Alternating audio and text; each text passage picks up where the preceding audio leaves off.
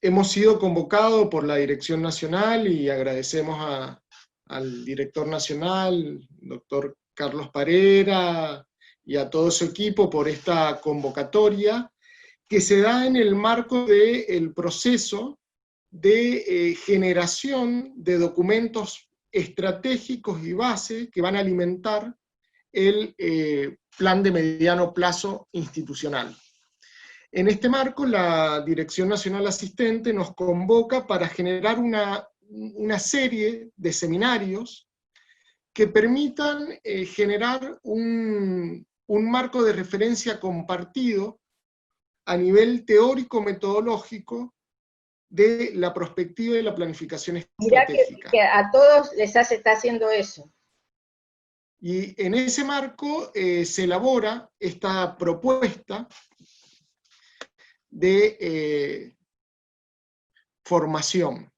El objetivo general de este ciclo de seminario es aportar elementos conceptuales, metodológicos, discutir y acordar pautas y criterios que guíen los procesos de desarrollo de estudios de prospectiva y planificación estratégica a nivel de los centros regionales, los centros de investigación, los programas nacionales, las PIT, como estructuras del INTA. Para ello hemos propuesto 3 objetivos específicos. Por un lado, compartir colectivamente los marcos de referencia teóricos conceptuales de la prospectiva y la planificación estratégica institucional, que es lo que nos convoca en este momento, identificar las fases metodológicas de un estudio de prospectiva y de un proceso de planificación estratégica, y comprender la vinculación entre la prospectiva y la planificación, o sea, poder definir claramente qué productos e insumos produce la prospectiva para el proceso de planificación estratégica. Entonces, teniendo presente estos 3 objetivos específicos, nos hemos propuesto un ciclo de seminarios, son 5 sesiones, que son los días martes del mes de junio, de 10 a 12, en donde vamos a compartir los siguientes temas. El día de hoy vamos a empezar con el marco epistemológico y conceptual, o sea, vamos a abordar los conceptos esenciales que guían y orientan un proceso de prospectiva y de planificación estratégica. Esta sesión de hoy va a estar a cargo de Eduardo Cittadini, coordinador nacional del programa Área Temática Desarrollo Regional y Territorial del INTA, y nos va a acompañar como experto especialista invitado en esta sesión Leonardo Rodríguez Soya, que es del Instituto Gino Germani de la Universidad de Buenos Aires. Y es un experto, para mí es el referente nacional en lo que hace a complejidad y abordajes interdisciplinarios, que es uno de los ejes epistemológicos que tienen su correlato en los procesos de prospectiva y planificación estratégica. La segunda sesión, el martes próximo, va a ser una introducción al campo disciplinar de la prospectiva entendida como una disciplina dentro de las ciencias sociales, y la planificación estratégica. Esa sesión va a estar a cargo mío, donde vamos a compartir algunos marcos de referencia teóricos, metodológicos de estos 2 campos, la prospectiva y la planificación, y vamos a ver y vamos a hacer una bajada a algunas experiencias significativas que hemos desarrollado en el INTA, tanto en prospectiva como en planificación estratégica. Y me va a acompañar Javier Medina Vázquez, que es un docente investigador de la Universidad del Valle en Cali, Colombia.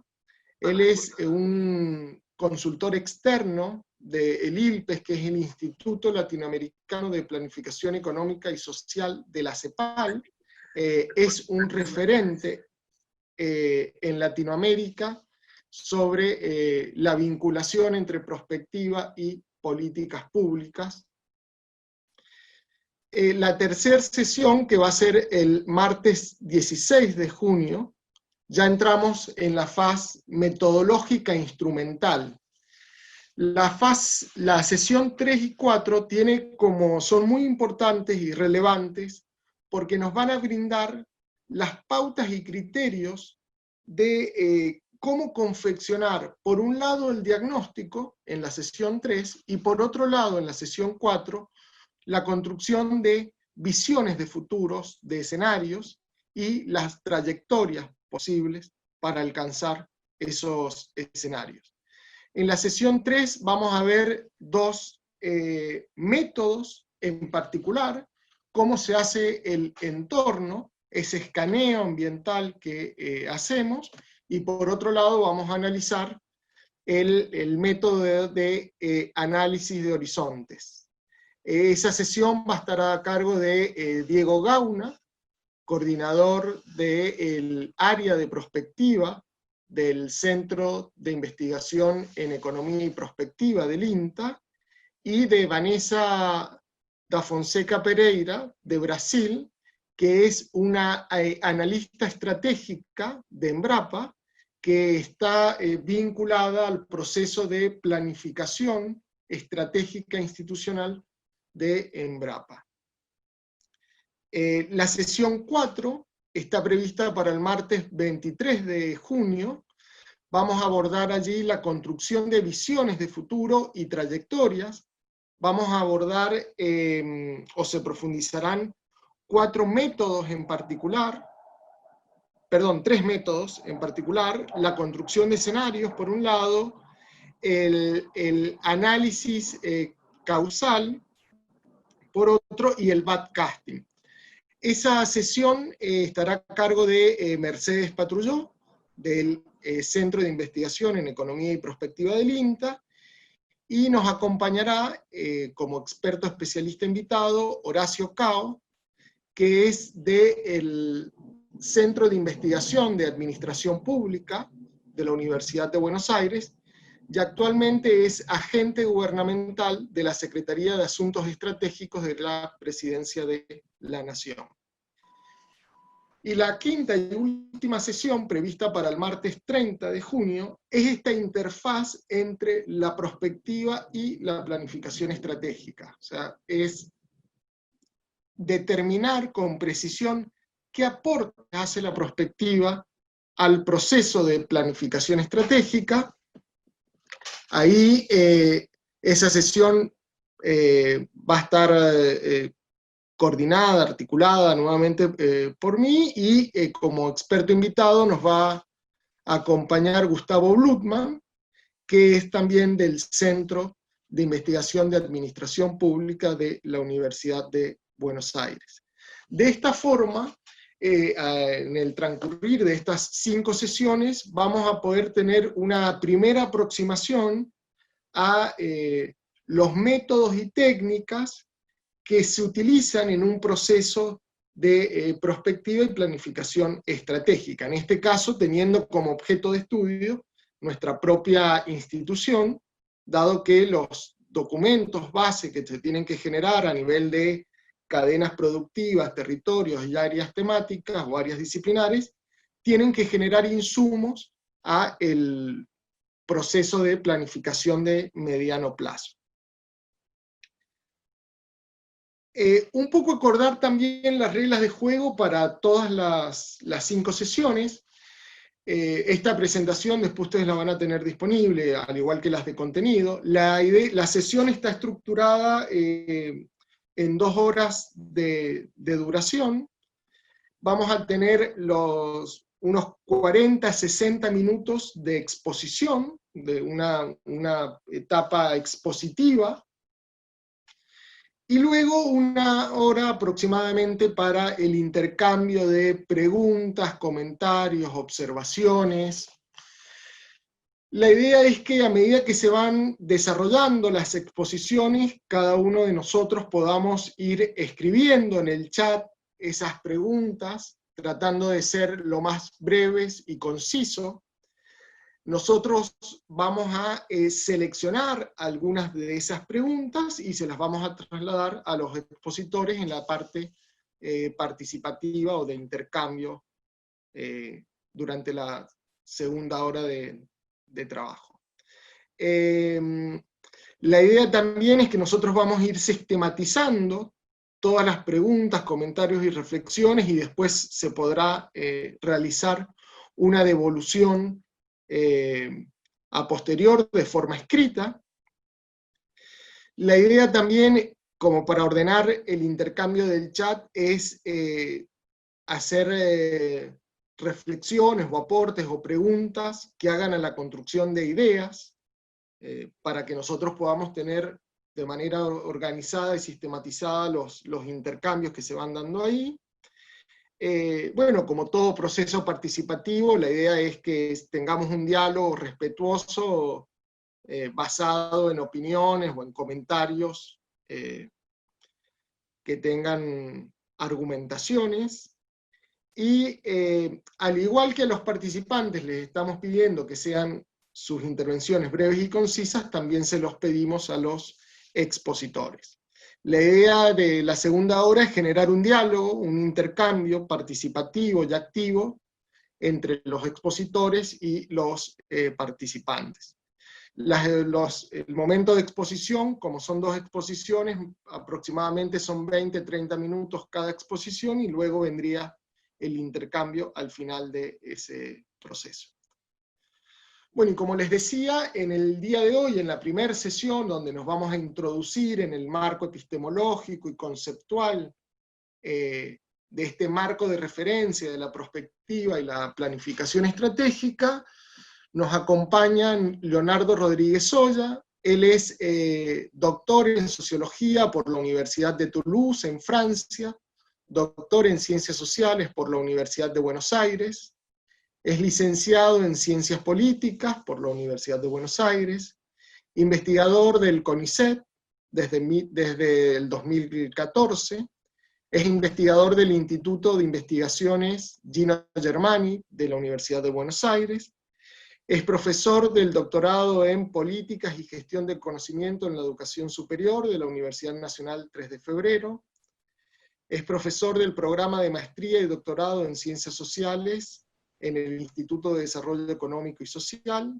y en la Universidad Nacional de General Sarmiento, y es profesor visitante de las Universidades Nacionales de Santiago del Estero, de Cuyo, de Colombia, y la Universidad Jesuita de Guadalajara en México.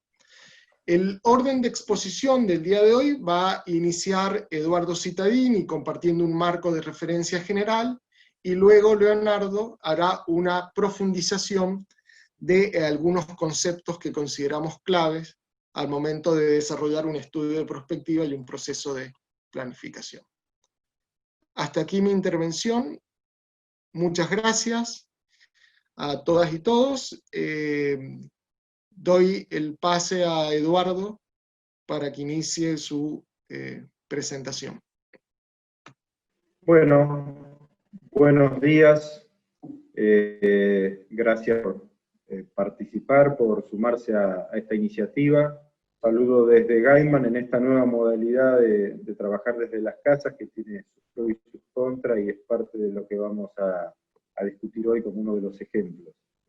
La presentación que voy a hacer es un marco general, más que epistemológico, conceptual, pero también institucional, desde donde planteamos este ciclo de formación, de capacitación. Obviamente es el plan estratégico institucional que estamos transitando, que estamos casi a mitad de camino, con un cambio de contexto que se está dando muy fuerte, ¿no? Así que por ahí nos obliga a revisarlo, pero todavía estamos en ese marco, que a su vez se relaciona con los objetivos de desarrollo sostenible, y que define que en la misión hay una síntesis muy completa, diría yo, de lo que quiere hacer el INTA y cómo lo quiere hacer. Por un lado define el qué hacer, pretende hacer INTA, impulsar la innovación y contribuir al desarrollo sostenible del sector agropecuario, agroindustrial y agroalimentario, competitivo, inclusivo, equitativo y cuidadoso del ambiente. Y en la otra parte de la misión define cómo, a la extensión, el desarrollo de tecnologías, aporte a formulación de políticas públicas, algo novedoso en este PEI que lo explicita, y la articulación y cooperación nacional e internacional. Ahí podemos sintetizar muy concretamente el PEI en su conjunto. Ahora, el objeto de intervención que menciona el sector agropecuario e industrial agroalimentario, bueno, ahí ya empezamos a tener un problema de simplificación muy grande, porque claramente no es algo homogéneo. El sector incluye muchas regiones, muchas cadenas, distintos tipos de agricultura, agricultura industrial, agricultura familiar. Dentro de la agricultura familiar tenemos una gran heterogeneidad. Mucho de esto ha estado estudiado por el propio INTA, como por ejemplo en los atlas del CIPAP por regiones, donde se ha descrito la diversidad de la agricultura familiar. También una heterogeneidad social que también se ha estudiado. Entonces, bueno, ya este objeto de intervención simplificado en la definición de la misión, podemos empezar a analizar que no es tan fácil de hacer operativo. Una de las cosas que define la misión es a través de la innovación. Bueno, la innovación es algo que también la FAO ha definido como clave para el desarrollo agrícola, pero también plantea que para aprovechar el potencial de la innovación agrícola es necesario sistemas de investigación y de extensión, y instituciones de conocimiento sólidas, bien conectadas entre sí, con los agricultores, con los actores, y con sus organizaciones, con los territorios, en definitiva, podríamos plantear.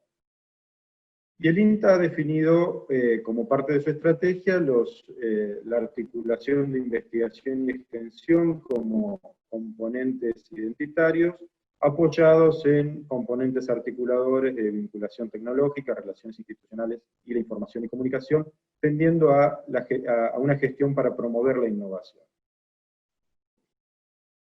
Ahora, la innovación, ¿cómo la definimos? La innovación la definimos como un proceso sociotécnico de cambio en las formas de producción, de comercialización o de organización, cambios continuos, y que implica conocimiento científico, pero también conocimiento práctico, empírico, que involucra las tradiciones, cultura, historia, todo el contexto en un determinado territorio. Y a ver, ¿por qué no avanza? Se trabó. Ahí sí. Y en los procesos de innovación, uno tiende a pensar que la innovación siempre es positiva, pero la innovación puede ser positiva para unos y negativa para otros. Siempre hay ganadores y perdedores. Un ejemplo que suelo usar muy seguido es el asfalto de la Ruta 13 en los años 60, 70, se hizo en varias etapas, que bueno, fue una innovación de intentar integrar a la Patagonia, a distintas regiones del país, y fue muy positiva para algunas ciudades, para algunos pueblos, como por ejemplo Trelew, que pegó un salto porque la Ruta 3 le pasó por el medio, pero también hubo parajes, pueblos que desaparecieron literalmente, como en esta foto Puerto Lobos. Y lo mismo podemos analizar con respecto a la energía nuclear, a la industria petrolera, o a la energética en general, o los biodiesel, que también han sido una innovación que generó muchas oportunidades de negocio, pero también fomentó el corrimiento de la frontera agrícola, implica que alimentos se utilizan para otra cosa que es para producir combustibles, la biotecnología lo mismo, la robótica, que está creciendo y hay perspectivas de que crezca mucho más, pero también hay perspectivas de que reemplace mano de obra y genera algunos problemas. El supermercadismo o las distintas formas de comercialización, que también han sido una gran innovación organizacional, que han generado grandes beneficios, pero también grandes perdedores. Y las TICs que durante tanto tiempo nos hemos resistido de alguna manera, y ahora en un par de meses todos nos hemos hecho expertos porque la realidad nos llevó puesto prácticamente. En definitiva, la innovación, o las innovaciones, cambian las formas de producción, de comercialización, de organización o de consumo, definitiva afectan las relaciones de poder. Y por lo tanto, como afectan las relaciones de poder, hay disputas e implican posicionamientos políticos e ideológicos, que hay que tener en claro cuando trabajamos desde la institución. Y el INTA trabaja en diversos territorios. Acá en este seminario hay, no sé si todos, pero una gran cantidad de coordinadores de PIT. Y los territorios son sistemas complejos, son multidimensionales porque tenemos aspectos productivos, económicos, ambientales, sociales. Es dinámico, porque no es una foto, sino que es más una película. Es multisectorial, porque si bien el INTA focaliza en el sector agropecuario, también hay otros sectores energéticos, industriales y demás que hay que tener en cuenta, aunque no sea nuestro objeto directo de intervención. Los límites son difusos, no es un espacio geográfico, sino que dependiendo de la dimensión, los límites pueden ser, en algunos casos locales y en algunos casos pueden ser bastante lejanos. Hay multiescalaridad de los problemas, algunos problemas los podemos analizar a una escala y otros tenemos que alejarnos. Hay interacciones y retroalimentaciones, hay disputas de poder, como mencionamos antes, hay muchas áreas de incertidumbre y está muy condicionado por el contexto. Y en estos territorios cruzan transversalmente las cadenas de valor. Ustedes saben que a veces se plantean como una dicotomía entre el enfoque territorial y el enfoque de cadena, cuando en realidad las cadenas están en los territorios, las atraviesan, son parte de los mismos. Bueno, y en este contexto, el INTA busca impulsar la innovación, pero con una mirada hacia adelante, con muchas dificultades, con mucha niebla, cuando ya nos ponemos en miradas de futuro, de perspectiva, realmente no se sabe lo que va a pasar más adelante. Bueno, y un ejemplo concreto lo tenemos con el coronavirus, que se transformó en pandemia y que nadie lo vio venir, o mejor dicho, no tan concretamente, aunque sí había muchas alertas de situaciones que se podían dar. Bueno, y para eso sirve la planificación estratégica, para tener una mirada un poquito más de largo plazo ante ese marco de incertidumbre. En el marco de la cartera anterior, en el programa anterior de la cartera pasada, definíamos como ejes epistemológicos la construcción colectiva de conocimiento y el diálogo de saberes, el trabajo en equipos interdisciplinarios para abordar la complejidad de los problemas y la integración de la investigación con la acción. Y es parte de lo que proponemos en este ciclo de capacitación ahora. La construcción colectiva de conocimientos y diálogo de saberes, bueno, hay muchos ejemplos, pero para ser más concreto tomé esta publicación de hace, creo que fue 2008, de Carrapizo y otros colaboradores que analizaron distintos casos en el país, a lo largo y ancho del país, y de distintas escalas, muy heterogéneos, como por ejemplo la SURI, implementación estratégica en la Patagonia, también hay otros casos de reglamentaciones de agroquímicos en algunas ciudades medianas, ahí está el problema de las napas en Nuevo Juárez. Bueno, hay una cantidad de casos muy diversos y de muy diversa escala. Se analizaron, se sistematizaron y se sacaron algunas conclusiones de cómo se dan estos procesos de coinnovación, de construcción colectiva de conocimiento. Una de las conclusiones es que se generaron diferentes alternativas para la búsqueda de soluciones ante un mismo problema. Es decir, las miradas son distintas y las soluciones que se encuentran por parte de distintos grupos son diversas. También la propia definición del problema fue diversa entre distintos grupos de actores. Ante la misma realidad, que uno podría decir, bueno, la realidad es una sola, no. Las visiones fueron diversas y qué identificaron como problemas fueron diferentes e incluso como controversias tecnológicas se plantearon. Los conocimientos se construyeron a partir del intercambio de ideas, de experiencias, de saberes entre los distintos actores que participaron de estos procesos de innovación, y quedó claro que sin participación se dificulta bastante la apropiación de las tecnologías que se generan. En la mayoría de los casos los productores participaron desde el principio en las soluciones muy activamente, pero no siempre. En algunos casos se sumaron en etapas posteriores. Muchas veces fueron los organismos de ciencia y técnica, el INTA en particular, que tomó la iniciativa, que propuso, y después en distintos momentos se fueron sumando distintos actores, y se fueron combinando estos conocimientos científicos y empíricos.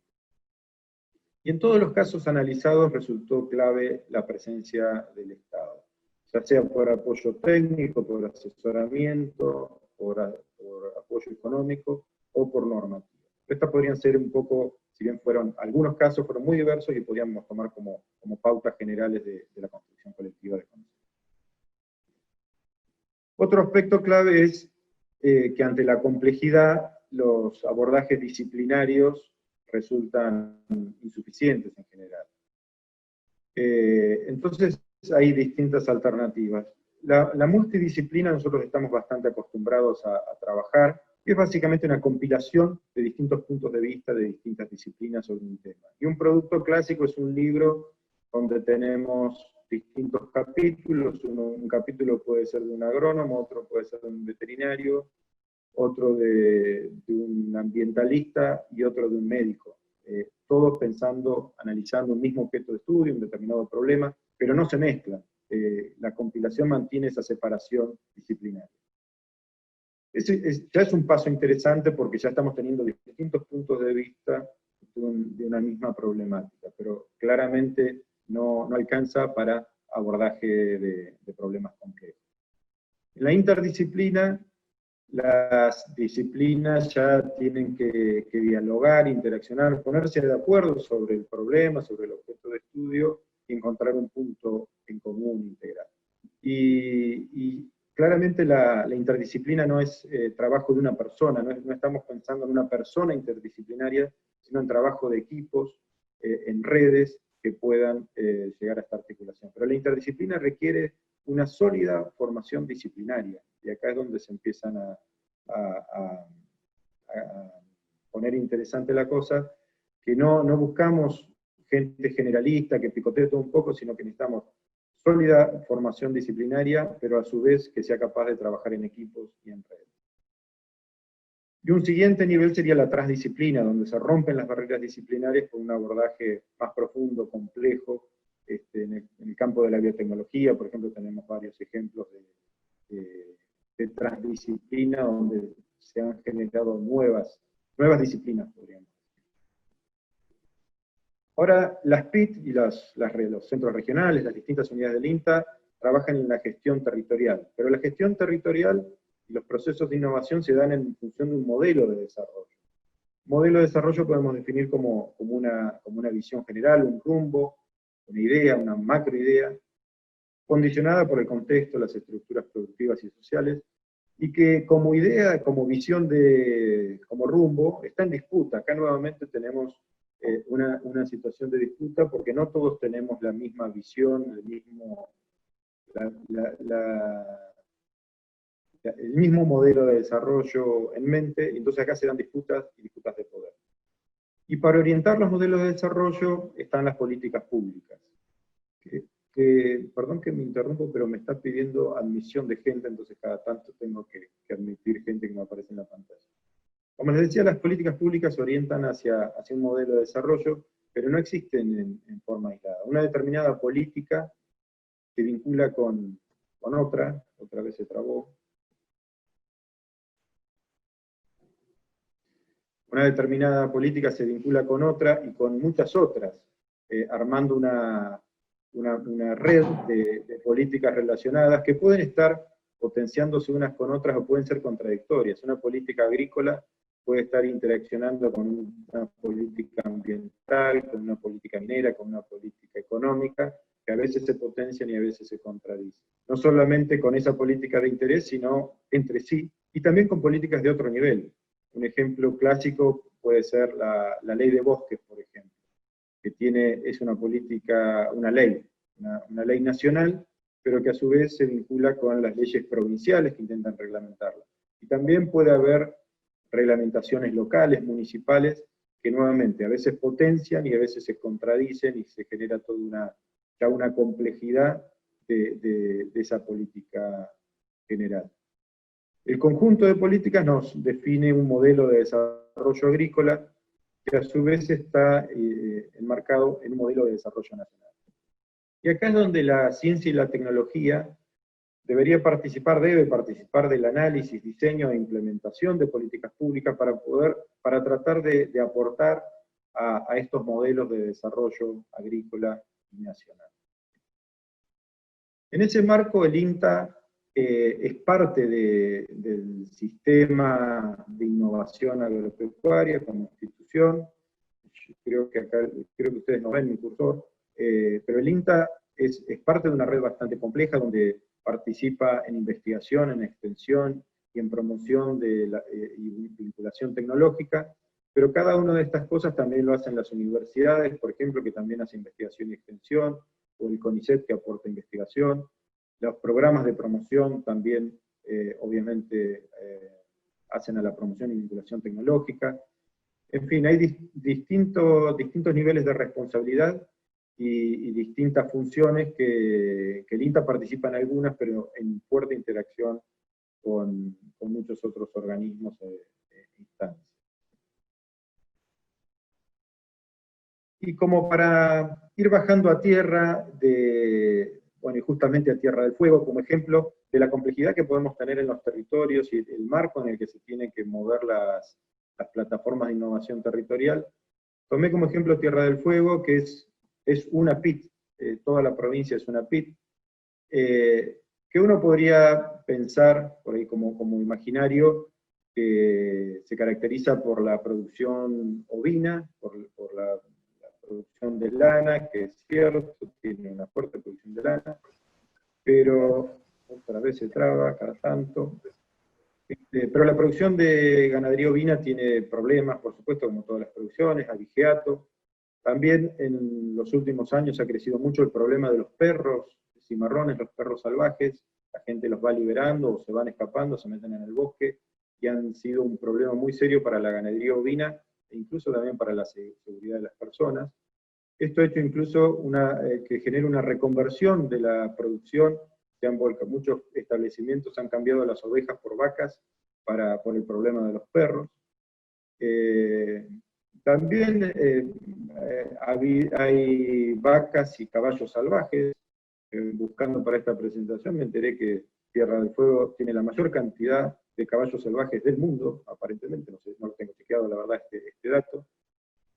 Los castores, por supuesto, son un clásico que se introdujeron con fines de producción de pieles, después se liberaron y hoy son realmente un drama para el bosque nativo. Al mismo tiempo hay oportunidades que han ido surgiendo, como la pesca deportiva, con lodge de pesca para elites, realmente que generan muchos ingresos en algunos establecimientos. El problema del guanaco, que por un lado los productores quieren controlarlo porque compite con las ovejas, pero por otro lado hay grupos ambientales que se oponen, por supuesto, a la matanza de guanacos. La producción de turba, que es una alternativa también de minería, se extrae y se vende para producción de macetas, para preparación de macetas, pero al mismo tiempo las turberas son son ambientes donde se puede fijar carbono, y tiene una importancia ambiental tremenda. El bosque, por supuesto, es afectado por los incendios. Toda la producción de la isla en general tiene bajo valor agregado y sale de la isla con bajo valor agregado, ya sea la turba o los rollizos de madera, que es algo que se le busca dar, lo cual es complicado porque es una isla y para salir por tierra hay que cruzar a Chile, entrar a Chile, salir de Chile, cruzar en balsa el estrecho de Magallanes. Por otro lado hay otras alternativas como hilandería artesanal, hay pesca artesanal. Hay gas y petróleo, que es muy fuerte en la economía, el turismo, por supuesto, y la industria electrónica y textil, que está promocionada, que está subsidiada, y nada menos que el FMI se opone a esas excepciones tributarias, así que ahí también tenemos una cuestión internacional. Hay periurbanos que producen hortalizas, y como si faltara algo, tenemos el coronavirus que ha afectado fuertemente a la isla, aunque ahora está un poco más tranquila. Bueno, también podríamos seguir sumando, por ejemplo, el hecho de que la provincia es Tierra del Fuego, Antártida, Islas del Atlántico Sur, así que hay cuestiones internacionales con Malvinas, con la Antártida. Bueno, eso es una PIC, que uno en principio dice, bueno, es bastante homogénea, y rápidamente podemos ver la enorme complejidad en este marco que tiene que gestionar el INTA. Resumiendo, el INTA es una organización compleja, un sistema complejo, y su objeto de intervención en el sector agropecuario, agroindustrial y agroalimentario es sumamente complejo, es heterogéneo, es dinámico, va cambiando todo el tiempo. Y en los procesos de innovación que promueve el INTA se combinan conocimientos científicos y empíricos en un entorno sumamente complejo también. Las políticas públicas orientan, pero a veces también restringen, a veces promueven, a veces condicionan los procesos de innovación, pero siempre están y siempre hay que tenerlas en cuenta. Y en ese marco, la planificación estratégica que vamos a hacer en el INTA debe diseñarse e implementarse teniendo en cuenta estas complejidades. Bueno, hasta acá llego yo, muchas gracias. Ahora Leonardo va a tomar a partir de acá y va a profundizar la conceptualización y algunos ejemplos. Él mandó el video de los lobos en Yellowstone, y a partir de ahí me acordé de las complejidades en Tierra del Fuego. Los lobos fueron reintroducidos y generó un impacto positivo en Tierra del Fuego. Tenemos varios ejemplos de introducción de especies que han hecho un lío interesante. Así que los dejo con Leonardo. Muchas gracias. Hola, buenos días. Buenos días a todos. Ante todo, bienvenidos y muchas gracias, Javier y Eduardo, por invitarme, y a todos ustedes por participar, además de felicitarlos por poner en movimiento una iniciativa de esta envergadura para pensar al propio INTA como sistema complejo, digamos, y desarrollar su proceso de planificación. A mí me invitaron a hablar de sistemas complejos en el marco de este curso que ustedes están haciendo sobre prospectiva y planificación estratégica. De modo que si ustedes quieren, si acá tuviésemos un pizarrón, ustedes pueden dibujarlo en su mente, digamos, podríamos dibujar una suerte de triángulo, en un extremo poner la prospectiva, en otro extremo poner la planificación estratégica, y en otro vértice podríamos poner el término sistemas complejos. Y lo primero que tenemos que decir es que podemos hacer prospectiva sin planificación y prospectiva sin sistemas complejos. E inversamente, podríamos preocuparnos por el estudio de sistemas complejos sin preocuparnos jamás ni por la planificación ni la prospectiva. Yo lo que voy a tratar de hacer va a ser algo modesto, les voy a confesar mi objetivo. Mi objetivo va a ser, en estos 40 minutos que tengo, media hora, de provocarlos lo más que pueda, de perturbarlos a través de algunos conceptos, de algunas ideas, con la finalidad de tratar de pensar algunas preguntas que quizás no nos hacemos. Si esa perturbación tiene éxito, bueno, estaré contento, tendremos oportunidad para dialogar. Y para comenzar eso, bueno, voy a compartir acá la pantalla. Perfecto, bueno. Yo lo que quisiera, primero de todo, es que traten de pensar, o de que tratemos de pensar primero sus prácticas, es decir, lo que ustedes hacen. Sin duda, ustedes, como lo contó recién Eduardo, hacen investigación, hacen transferencia, hacen vinculación tecnológica. Pero creo que ustedes, y en general todos los que hacemos en algún punto investigación, trabajo académico, extensión social, vinculación social, siempre estamos vinculados a tres prácticas, aunque no siempre las tratamos o las pensamos de modo explícito.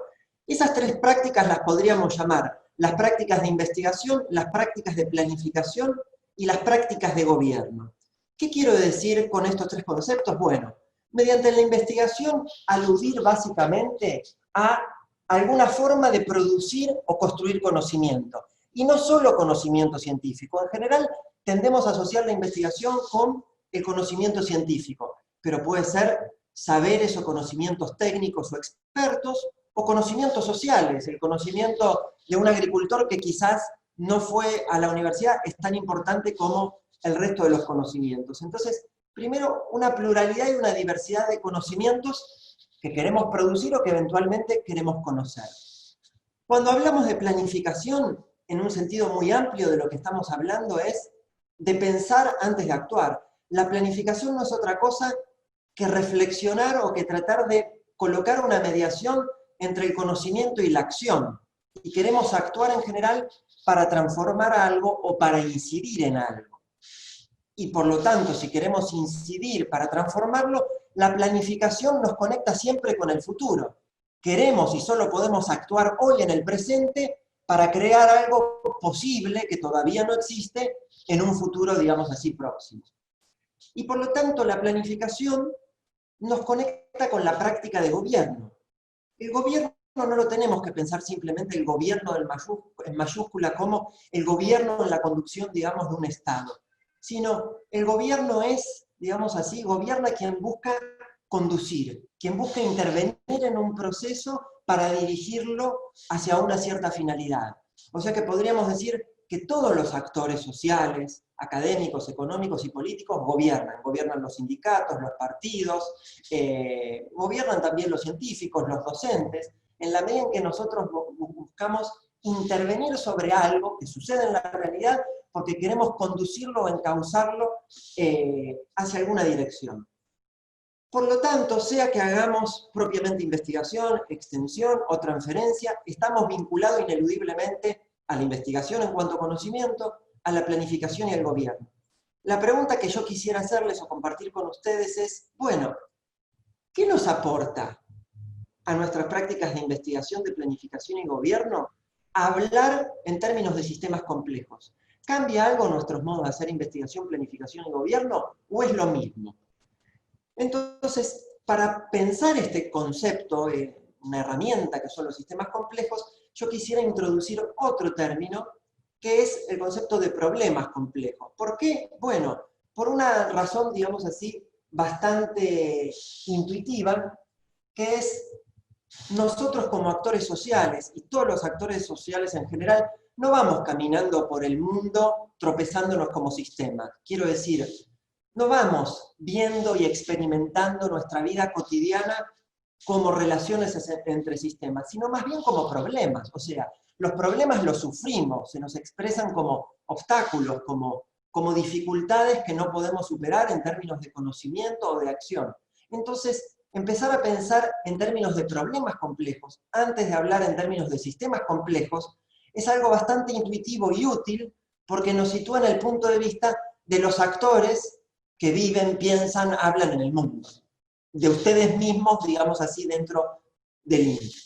Entonces, lo que yo voy a tratar de hacer es movernos de una reflexión intuitiva inicial de los sistemas complejos para tratar de presentar algunas ideas sobre los problemas complejos y de ahí volver a plantear alguna noción un poco más desarrollada de qué son los sistemas complejos y cómo investigarlos. Y lo que estamos viendo ya es que la cuestión del futuro, que ustedes van a abordar en los próximos módulos de perspectiva y planificación con más profundidad, es una cuestión decisiva, porque un problema vamos a buscar tratar de entenderlo y de actuar sobre él para transformarlo y construir un futuro alternativo. Entonces, yo les mandé ese video, aquí quienes no lo vieron tienen después el link para verlo, de una experiencia en el Parque Yellowstone acerca de cómo los lobos cambian los ríos. Cómo después de 70 años donde los lobos no habían estado, se los introducen y producen una reorganización sistémica fabulosa. El Parque Yellowstone o ese ecosistema nos sirve como metáfora inicial para pensar qué es un sistema complejo, ¿no? Y fundamentalmente una cosa muy importante de los sistemas complejos, que es la idea de que los sistemas complejos cambian de un modo no lineal. ¿Qué quiere decir esto?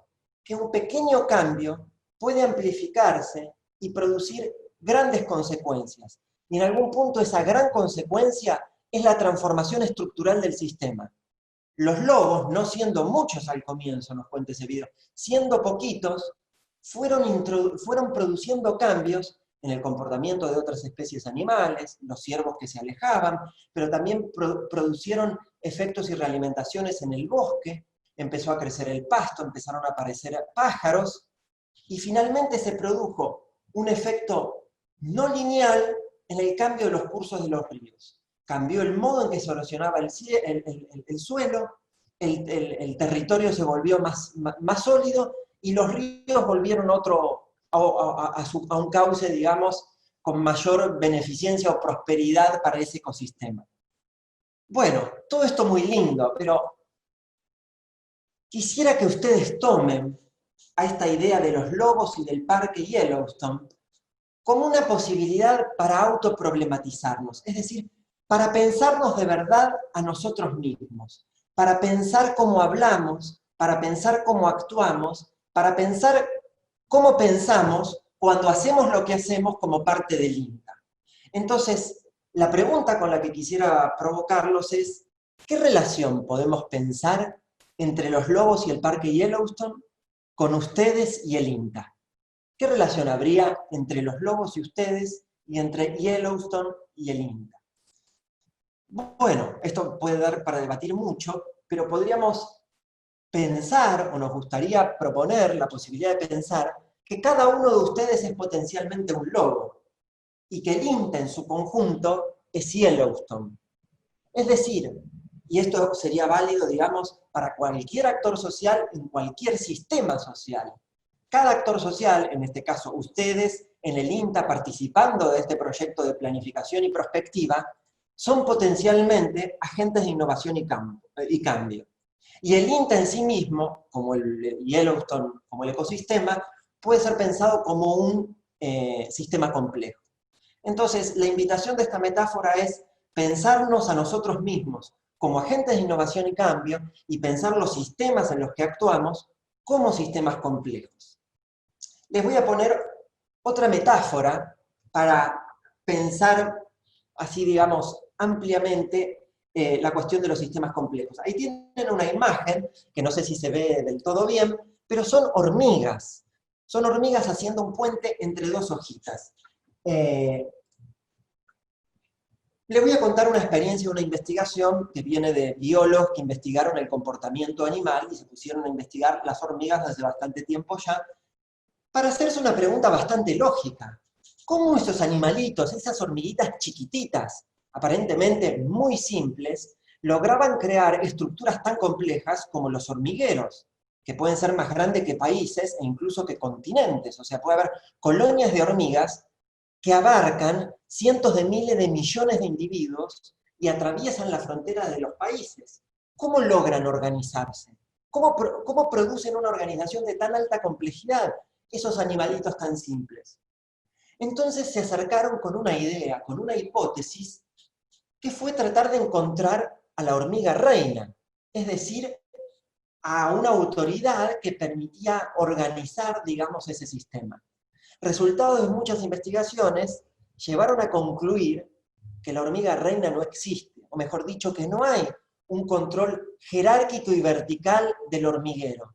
Que en realidad cada hormiga actúa de un modo autónomo y descentralizado, con información local del entorno chiquitito donde la hormiga está metida. Es decir, va una hormiguita, se encuentra con comida, y luego va caminando y se encuentra con otra hormiguita. Y en ese encuentro de hormiguitas, si ustedes se acercan a verlas, sus antenitas parecen tocarse, pero no se tocan.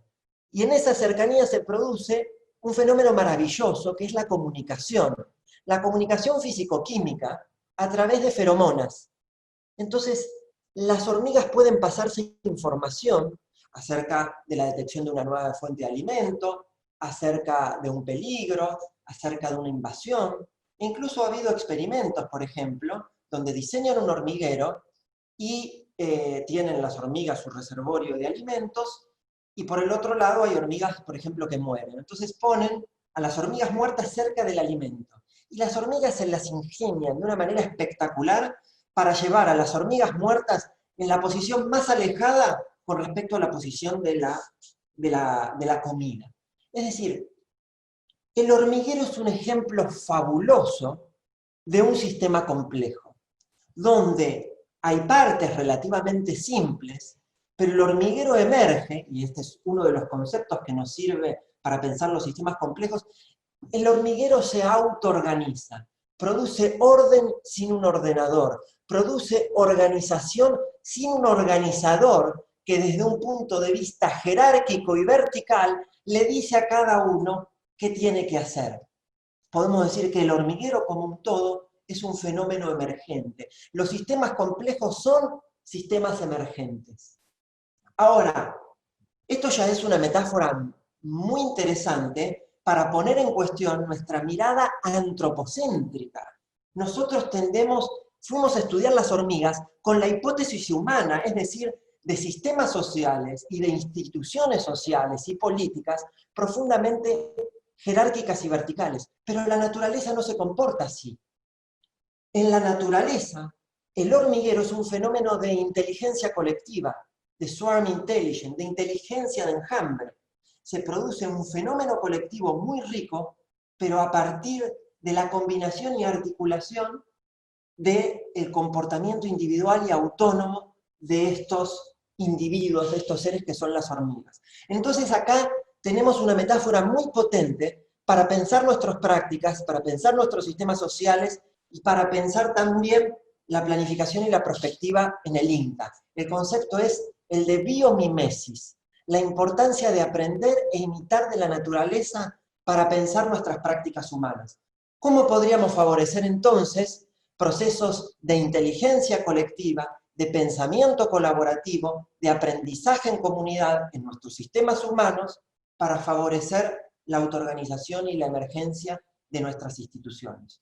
Obviamente también podríamos poner la cuestión del vínculo acá micro-macro, o sea, hay un nivel micro, cada una de las hormiguitas, y hay un nivel macro o sistémico, donde no alcanza con conocer a la perfección cada uno de los elementos del sistema para poder predecir o deducir lo que va a suceder a nivel del comportamiento emergente, ¿no?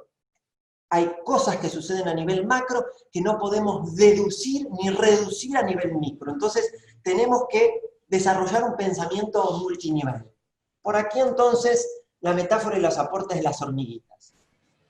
En teoría de la complejidad se hablan de cosas que quizás ustedes escucharon, por ejemplo, de los fractales, de la geometría fractal. Los fractales, para este caso, nos sirven también como una metáfora para pensar un fenómeno muy interesante que sucede en la naturaleza, que es la autosimilitud, ¿no? Ustedes ahí tienen un brote de brócoli, una hojita de un helecho, y a la izquierda tienen aquí donde está el mouse, si es que se ve, el fractal de Benoît Mandelbrot, que es un matemático francés que desarrolló la geometría fractal. Si nosotros ponemos un zoom a los fractales y lo vamos ampliando, vamos a ver que cada parte del todo es autosimilar a ese conjunto mayor. Y si a su vez agarrásemos una parte de la parte, también sería autosimilar al conjunto que la contiene. Entonces, bueno, la autosimilitud de un sistema o mecanismos que operan en un nivel permiten quizás pensar procesos de otro nivel. A veces por ahí podemos criticar cuestiones a nivel de la directiva institucional, del personal jerárquico, de la política, pero cuando vemos quizás los mecanismos que operan y que criticamos en un nivel superior son los mismos que nosotros ponemos en juego en las interacciones, digamos, cotidianas de nuestro ámbito de acción. Bueno, los fractales como otra estrategia quizás para problematizarlos. Y aquí tienen otro capítulo, digamos así, de la teoría de la complejidad. Tienen ahí el dibujito de lo que es el atractor de Lorentz, ¿no? El meteorólogo que creó, que sistematizó un poco la teoría del caos en los años 60, para buscar una predicción meteorológica, y se produjo ese dibujo, ¿no? Básicamente, ¿qué nos traduce o cuál es la metáfora de la teoría del caos que nos importa acá? Bueno, lo que habitualmente se dice, la sensibilidad a las condiciones iniciales. Pequeños cambios se pueden amplificar y producir grandes consecuencias, como los lobos. Esto es muy importante, porque quiere decir que lo que cada uno de ustedes haga y cómo lo haga es muy importante para la evolución sistémica del conjunto, en este caso del INTA, digamos así, como organización. Pero la teoría del caos tiene otro elemento importante, que es, digamos así, enfrentarse con sistemas que son fuertemente deterministas pero sistemas en los cuales la predicción no es posible. O sea, el ejemplo claro lo conocemos todos los días, es el clima. La meteorología puede hacer predicciones relativamente precisas, pero a una escala temporal muy pequeña. Puede decir con bastante precisión lo que va a suceder en una ventana de 2 o 3 días. El pronóstico extendido, ya el nivel de probabilidad es muy bajo. Y si decimos, a ver, meteorólogos, díganme, el 25 de diciembre del año 2035, ¿qué va a suceder? Nadie lo puede decir. ¿Por qué esto es importante? Porque implica pensar cómo estamos pensando el futuro de los sistemas complejos. Y restarle importancia, no digo anularlo, a la vocación predictiva de la ciencia. La predicción es importante, pero en un sistema complejo, la predicción es imposible en el largo plazo.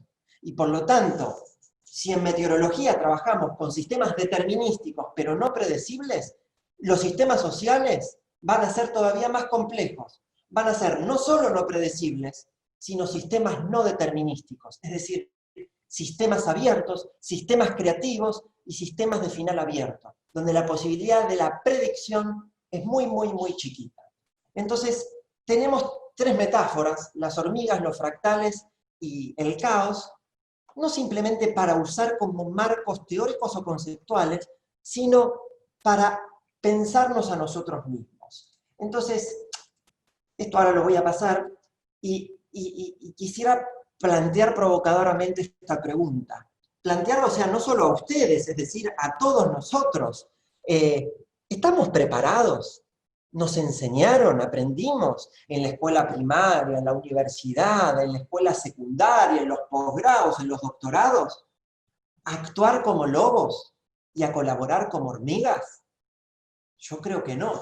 Yo creo que esto, bueno, es otro capítulo para reflexionar sobre nuestras estrategias de formación, de educación, pero ahí está el problema, ahí está el desafío, no solo entender a la teoría o a la perspectiva de los sistemas complejos o al paradigma de la complejidad como recursos de orden teórico, conceptual y metodológico, sino que los sistemas complejos nos están poniendo un desafío mental y práctico fundamental que tiene que ver con nuestros modos de construir conocimiento, de relacionarnos con el otro. Actuar como lobos y colaborar como hormigas. Ese creo que es un gran desafío que tenemos y que ustedes van a tener en este proceso de prospectiva y planificación territorial. Y yo decía, creo que no, estamos preparados porque, y para retomar un concepto que planteó Eduardo en una de sus láminas, si ustedes recuerdan, dijo algo muy específico, dijo los puntos de vista, hay múltiples puntos de vista. Anotemos por ahí en nuestro pizarrón imaginario el concepto de punto de vista porque es muy importante, ¿no? Podríamos decir que el punto de vista tiene que ver con nuestros modelos mentales, con nuestros paradigmas, con nuestros modos de pensar, con nuestro estilo de pensamiento, ¿no? Con nuestro modo de ver la realidad, de interpretarla, con hacernos ciertas preguntas, utilizar ciertos conceptos. Entonces podemos decir que nuestros modelos mentales, nuestros puntos de vista en general, es decir, más allá de las disciplinas en las que nos fuimos formados, matemáticas, ingeniería, ciencias sociales, economía, sociología, lo que ustedes quieran, en general la educación nos ha formado muy bien para simplificar, es decir, hay que separar para conocer, y hay que entender las partes para entender el todo. Nos han enseñado más bien a separar y a conocer que a relacionar e integrar.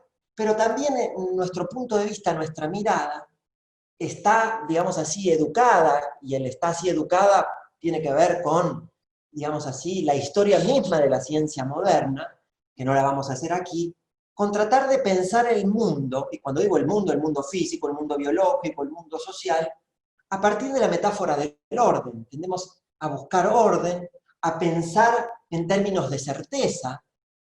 La ciencia viene a ser la elucidación o un conocimiento certero, probado sobre ese orden, y a pensar un mundo fuertemente lineal.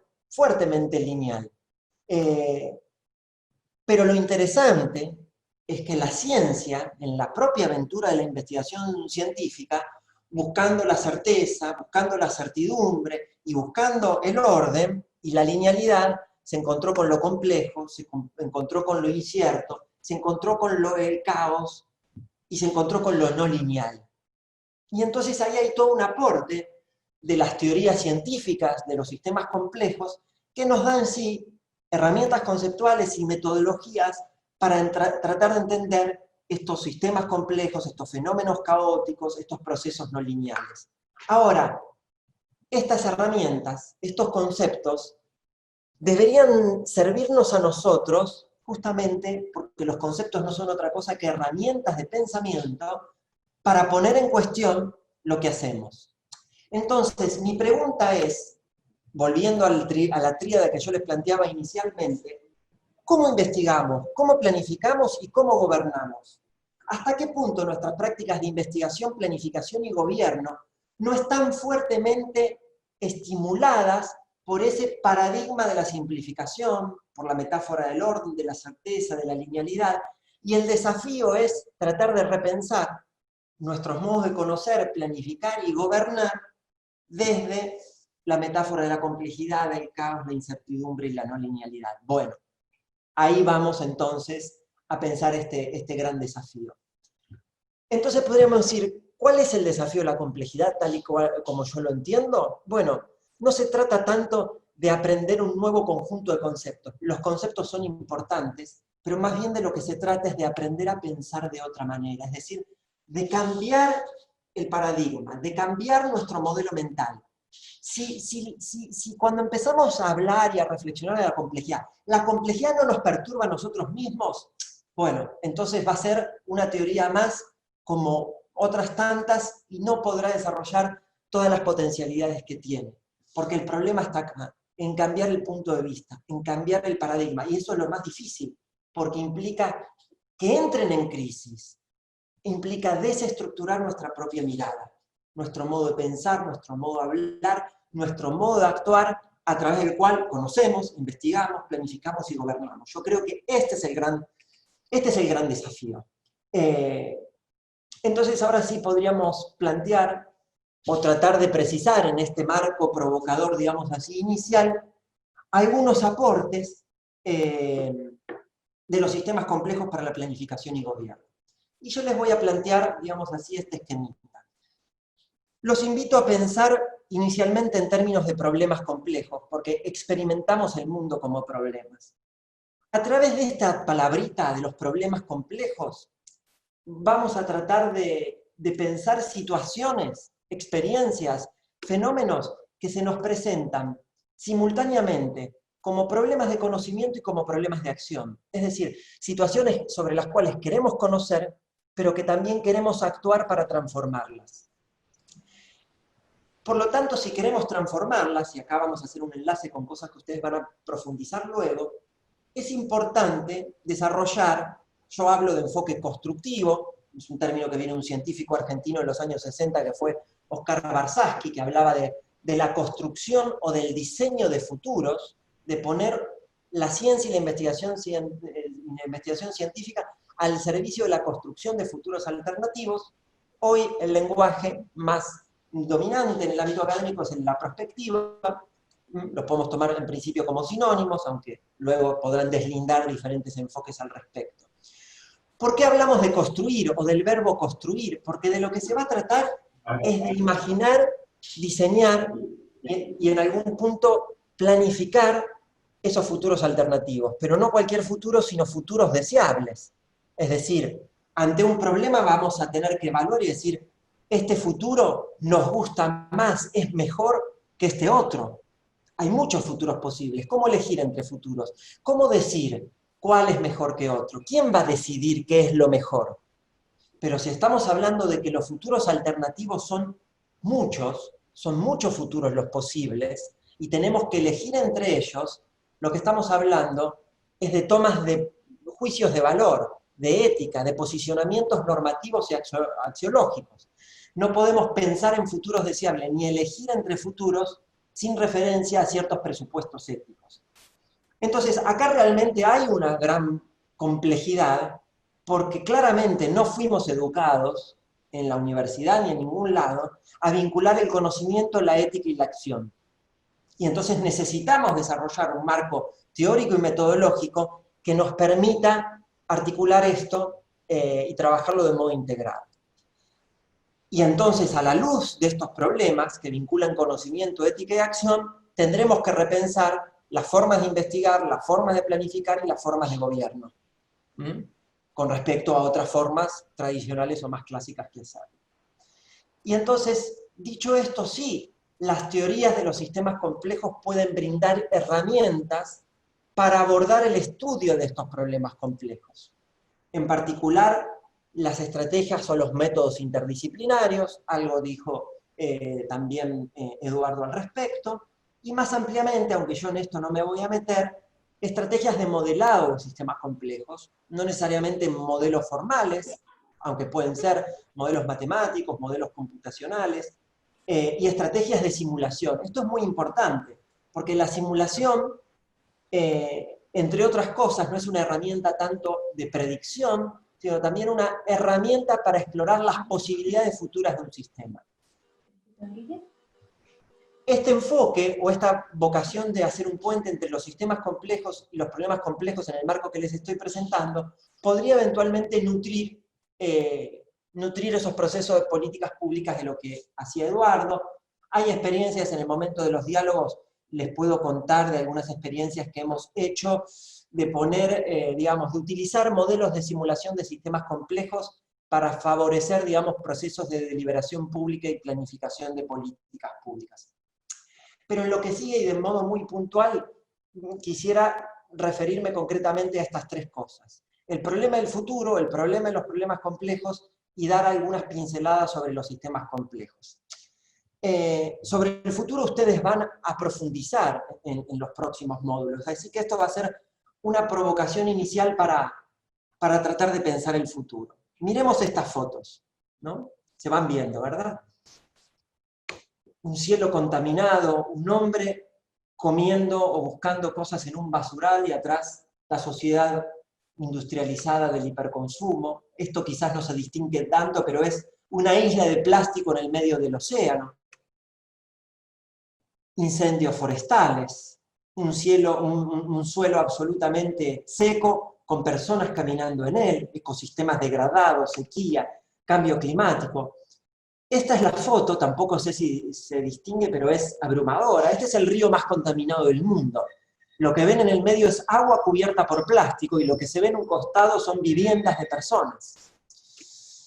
Entonces, esas son cosas que suceden, podríamos decir. Es el estado actual del sistema. Así como en Yellowstone, antes de los lobos, el estado actual del sistema era plaga de ciervos, desaparición de pasturas, ríos desbordados, así como el estado actual de Tierra del Fuego, es todo eso en lo que nos mostró Eduardo. Ahora, cuando nos planteamos ante el estado actual de un sistema, estas fotos, antes de que yo me haga una pregunta epistemológica y de investigación científica, esas fotos a mí me perturban moralmente, me incomodan éticamente. Cuando yo veo esto, lo primero que digo es, esto no está bien, esto no está bien, esto debería ser de otro modo. No está bien y debería ser de otro modo. Lo que estoy haciendo primordialmente frente a un problema es un juicio de valor. Es un posicionamiento ético, de acuerdo a mis valores, esto no está bien, esta gente debería vivir de otro modo. Es decir, que mis valores intervienen tanto en cómo percibo la situación actual del sistema, como del futuro alternativo que yo en principio desearía para ese sistema, y como yo, otros puntos de vista que viven en ese sistema o que tratan de pensarlo. Pero como no está bien, y debería ser distinto, deberíamos actuar, algo deberíamos hacer. Segundo elemento entonces. Interpelación ética del problema, interpelación pragmática. Deberíamos actuar sobre este sistema para transformarlo. Deberíamos actuar sobre Yellowstone para revertir la degradación ambiental. Deberíamos actuar sobre la población de castores para que no destruyan el bosque nativo. A la interpelación ética, los problemas complejos nos plantean una interpelación pragmática. tenemos que actuar para transformar el sistema. Y porque esto no está bien y porque queremos actuar para conocerlo, queremos actuar para transformarlo, queremos conocerlo. Como ustedes ven, el conocimiento, la ética y la acción están entrelazados en los problemas que realmente nos importan. Y esto podríamos aplicarlo reflexivamente al caso de prospectiva y planificación del INTA, o sea, ¿qué valores estamos poniendo para pensar el estado actual del INTA como organización compleja? ¿Qué cosas nos gustan y qué cosas no nos gustan? Y lo que nos guste y no nos guste va a depender del sistema de valores de cada uno. Y como hay muchos puntos de vista, va a haber valores totalmente distintos. Y eso hay que ponerlo sobre la mesa. Ahora, el problema es el futuro. El problema es el futuro del INTA, que busca pensar su propio futuro de aquí a 5, 10, 15, 20 años, el futuro del mar de plástico, el futuro del río contaminado. Con lo cual, el problema crucial es cómo imaginar, diseñar y crear futuros. Ahora, si el futuro no es predecible, como nos enseña la teoría del caos, podemos decir que el futuro no se predice y se descubre, porque el futuro no está escrito, sino que el futuro se imagina y se construye. E imaginar futuros es pensar entonces en ciertos fines que queremos alcanzar. Ahora, en un sistema complejo, y fundamentalmente en los sistemas complejos que estén a caballo de la naturaleza y la cultura, o los que sean directamente organizaciones sociales como el INTA, va a haber una pluralidad de actores sociales, con una diversidad de puntos de vista, con distintos sistemas de valores, y por lo tanto los actores sociales que forman parte de esos problemas complejos van a plantear diferentes fines. No hay un único fin, hay múltiples fines posibles, y fines eventualmente contradictorios y conflictivos entre actores que tienen puntos de vista distintos. Pero el punto que yo les quiero destacar es que pensar en términos de futuros, de construcción de futuros, implica clarificar ciertas finalidades que queremos alcanzar. Y la posibilidad de explicitar esas finalidades y decir, prefiero este fin a este otro, implica un posicionamiento ético de valores. No puedo elegir entre fines alternativos, sino en referencia a valores, es decir, a presupuestos éticos. Dicho sintéticamente, todo modelo de futuro es un concepto tanto ético como político, porque implica el compromiso con ciertos fines en función de ciertos valores. Ahora, esto va a plantear una enorme complejidad a la hora de pensar la acción en sistemas complejos concretos, porque si los fines son diferentes, relativos a esa diversidad de puntos de vista, vamos a tener la necesidad de dialogar, de conversar, de poner en cuestión y diálogo esos fines diferentes. Con lo cual aquí también hay una alerta o un riesgo de simplificación, que es la pretensión de imponer nuestra finalidad a la de los otros. Y acá vuelve entonces la metáfora de la hormiga. ¿Cómo me voy a relacionar con los otros? Con las otras hormigas que forman parte del sistema complejo. Porque esto lo aplicamos al interior del INTA, pero a al propio sistema agroalimentario argentino. Yo como científico, como técnico, ¿me concibo como la hormiga reina, que estoy por arriba del resto de las hormigas? ¿Del agricultor, del técnico, de lo que fuese? ¿O no es acaso la ciencia y la técnica una hormiga más en el hormiguero? Yo creo que es una hormiga más en el hormiguero. Por lo tanto, mi punto de vista como científico y los fines que yo persiga son igualmente legítimos al de todos los otros. Con lo cual acá hay un problema muy grande, que no lo vamos a resolver, pero sí plantear, y yo entonces los invito a pensar tres modos de pensar el futuro, ¿no? Que podríamos llamar el problema de los futuros deseables, de los futuros posibles y de los futuros probables. Y los tres están entrelazados en un problema complejo, ¿no? En general, desde la ciencia tendemos a poner mucho énfasis en la pata de la probabilidad, del cálculo probabilístico. Eso es muy importante, pero no es suficiente. Si vamos a estudiar problemas complejos como sistemas, tenemos necesidad de construir modelos de futuros, y la perspectiva nos va a aportar para ello, pero también de diseñar estrategias y metodologías para explorar las posibilidades del sistema. Bueno, esto es lo que les dije del entrelazamiento de lo pragmático y de lo ético. Y entonces, aquí simplemente les voy a dar, con respecto a nuestro segundo punto del problema complejo, dos preguntas sobre esta pregunta, ¿no? ¿Qué es un problema? Yo distinguiría la pregunta, ¿qué es un problema?, de qué es lo que hace complejo un problema. Eduardo dijo algo importante al pasar, y quizás ustedes lo recuerden. Dijo algo así, como que la realidad no está dada. Una misma realidad constituye problemas diferentes para actores diferentes. Bueno, con esa idea podemos presentar la provocación acerca de qué es un problema. Yo acá les muestro unas imágenes provocadoras, y casi que podríamos ponerle etiquetas a estos problemas, ¿no? Desde la pobreza, la exclusión, la marginalidad, el cambio climático y la contaminación, la sequía, la agricultura familiar, la propiedad de la tierra, lo que ustedes quieran. Podemos decir muchas cosas de los problemas, pero en realidad lo que quiero provocarlos es que pensemos en nuestro lenguaje, que pensemos cómo hablamos, porque nuestro lenguaje dice mucho de cómo pensamos. Y en general tendemos a hablar de los problemas como hechos de la realidad.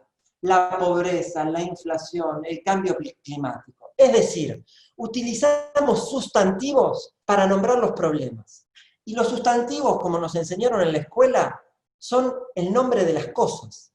Es decir, que un pensamiento y un lenguaje habitado por sustantivos nos estimula un pensamiento sustancialista. ¿Saben qué? Los problemas están ahí en el mundo y existen independientemente de nosotros. Nosotros como científicos venimos desde afuera a estudiarlos. No, tenemos que cambiar el punto de vista, y mi provocación es decirles que los problemas no existen. Los problemas no existen. Los problemas no existen en tanto cosas que están dadas en la realidad. Los problemas no son un dato de la realidad. Ni están dados en la experiencia, ni existen de modo independiente a los sujetos o los actores que vivimos, pensamos y hablamos en el mundo. Todo problema es algo para alguien. Es decir, y este es el concepto que quiero que recuerden, todo problema es resultado de un proceso de problematización. El hecho de que ya usemos el sustantivo y digamos, este es el problema, quiere decir que lo que estamos ignorando es el proceso de problematización a través del cual algo del mundo, una experiencia, una situación, se construyó como problema. Por lo tanto, lo que tenemos que hacer es desandarla, ir para atrás. Si este es el lenguaje que se nos propone para hablar de un problema, tenemos que dudar, tirar del ovillo e ir a ver cuál es la historia, cuál es el proceso de problematización que dio lugar a la construcción de este problema. Entonces, la invitación en términos de estrategia mental es movernos del sustantivo problema al verbo problematizar. Es decir, todo problema es resultado de una acción problematizadora. Y resultado de esa acción aparece lo problematizado. Un problema, entonces, es una situación, una experiencia problematizada, que busca ser conocida, y ahí la ciencia nos va a ayudar mucho, pero también busca ser transformada, y ahí eventualmente la planificación nos va a ayudar mucho, porque es evaluada como no deseable, es decir, interpelación ética. Y como es evaluada como no deseable, queremos transformarla hacia un futuro alternativo, y ahí la perspectiva nos puede ayudar mucho. Dejemos esto entonces sobre los problemas y planteamos tres viñetas que hacen a la complejidad de un problema, porque acá también hay una seducción de las palabras, realmente. El término complejidad, ¿aporta algo? ¿No tenemos ya suficiente con hablar de problemas? Bueno, posiblemente sí, pero si el concepto complejidad o el adjetivo complejo va a tener un rol útil para pensar nuestras prácticas, yo creo que tiene que ver básicamente, aunque no exclusivamente, con tres cosas. La idea que en un problema complejo hay entrelazados múltiples puntos de vista y por lo tanto es imposible explicar un problema complejo desde un solo punto de vista, el de la ciencia, digamos así.